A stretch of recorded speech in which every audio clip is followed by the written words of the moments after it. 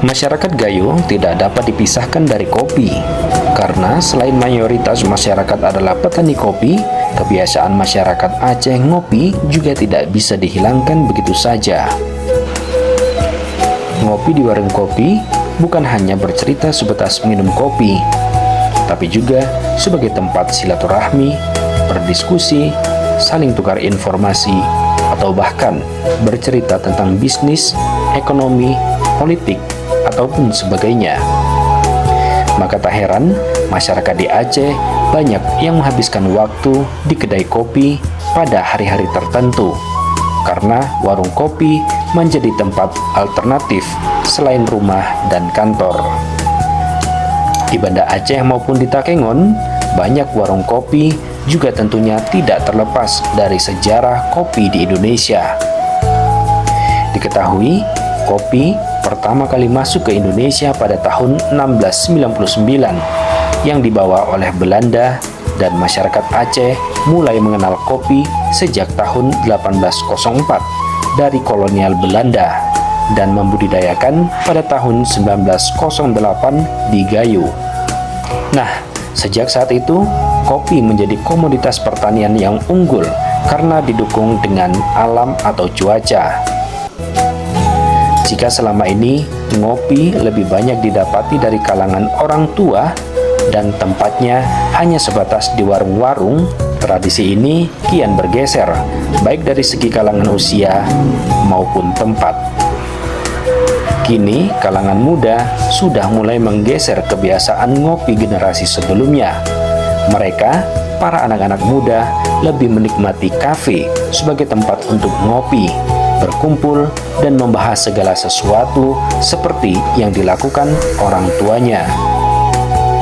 Namun, ada gaya baru lagi yang lahir untuk bisa menikmati kopi secara sederhana, yaitu ngopi di mobil kopi. Kebiasaan ini dapat dilihat tumbuh pesat di Kabupaten Aceh Tengah dan Bener Meriah. Konsumen atau masyarakat didominasi kaula remaja memilih untuk menghabiskan waktu dengan gaya ini. Dan yang tak kalah menariknya lagi, di Aceh Tengah dan Bener Meriah kini juga telah ada cara baru untuk ngopi, yaitu ngopi di kebun kopi. Inilah yang menjadi salah satu pendukung daerah Gayo menarik wisatawan ke daerah tersebut. Karakteristik ngopi di kebun kopi belum banyak didapatkan di daerah Aceh, sehingga pilihan ngopi di kebun kopi saat ini menjadi yang terbanyak diminati wisatawan.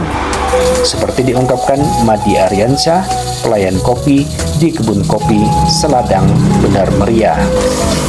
Kalau raminya itu dia jam makan siang, dekat sore jam 4.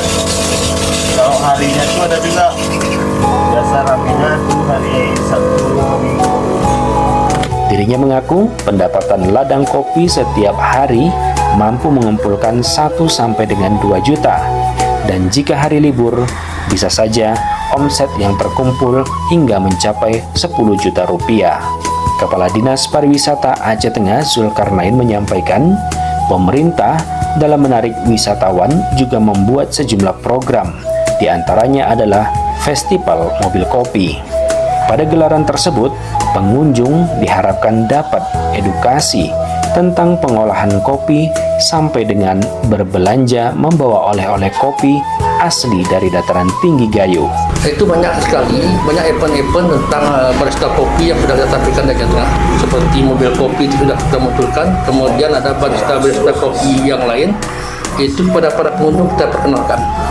Kita memperkenalkan barista bahwa untuk mengenal, mencicipi, sehingga mereka itu akan belanja setelah itu untuk produk-produk yang sudah ditampilkan itu Pak. Tradisi ngopi di Aceh kini tidak sebatas dari yang tua hingga yang muda, pria maupun wanita. Semua berbaur tanpa ada dinding pemisah.